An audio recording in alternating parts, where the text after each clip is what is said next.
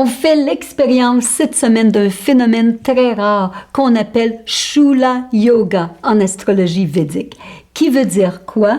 Que toutes les planètes sont seulement dans 3 signes zodiaques, qui vont affecter 3 départements de la carte. Alors, un shula veut dire une lance. Et une lance, on le sait, c'est un grand morceau de métal avec un bout pointu. C'est aussi représenté par le trident du dieu Shiva. Et son trident, on dit, est une arme pour détruire les démons ou détruire quoi que ce soit qui nous empêche d'avoir une connexion spirituelle. Alors, ce Shula Yoga est un temps pour faire des bonnes actions, pour avoir de la bonne fortune, pour être sage. Alors, c'est un temps de bon augure cette semaine. Alors, pourquoi est-ce qu'on l'appelle une lance? Pourquoi un Shula Yoga? Parce que toutes les planètes sont dans un signe, dans 3 signes. Alors, on commence, on a d'abord Jupiter, Saturne, Pluton et la Lune en Capricorne. Ça, c'est une chose. Après, on a Vénus, Mercure, Soleil, Neptune en Verseau. C'est le deuxième.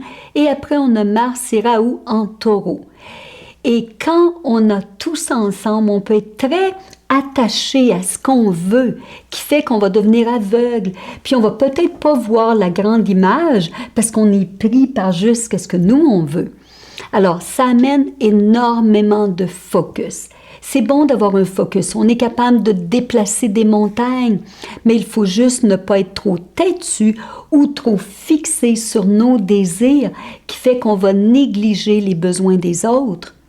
Aussi, c'est bon d'avoir un focus, surtout dans ce yoga, mais encore une fois, il faut apprendre à être flexible, à s'adapter et surtout à être patient, parce que c'est un yoga qui amène une telle intensité, parce qu'encore une fois, on veut que les choses aillent vite, et qu'est-ce qui se passe si ça ne va pas à notre rythme? On va devenir très frustré. Alors, il faut savoir comment on va utiliser ce trident dans nos mains, parce que c'est une force, encore une fois, qu'on peut déplacer des montagnes, faire des miracles. Alors, n'oubliez pas, un trident, c'est 3 branches qui démontrent la victoire de notre corps, notre esprit, notre âme. Alors, quelque part en ce moment, la fréquence est très haute et on doit bien l'utiliser.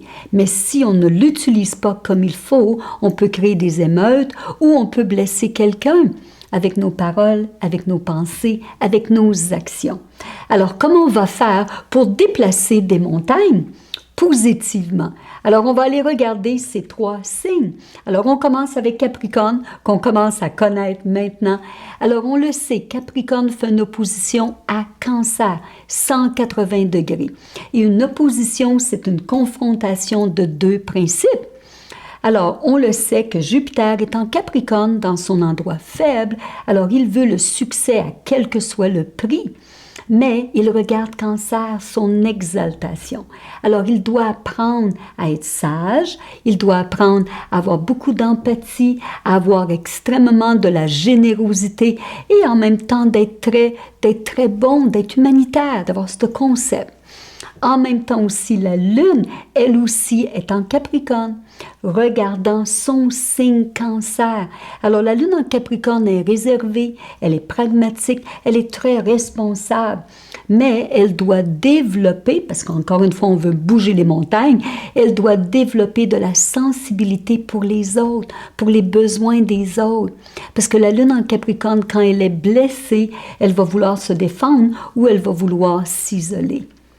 On en a un autre qui peut aussi déplacer les montagnes. Alors, le Soleil est en Verseau, qui fait aussi un aspect à son signe, Soleil en Lion. Alors, si on peut utiliser tout le côté de génie ou d'invention ou de créativité de Verseau et on embrasse le grand cœur du Soleil en Lion et on le partage, là aussi, on va déplacer des montagnes.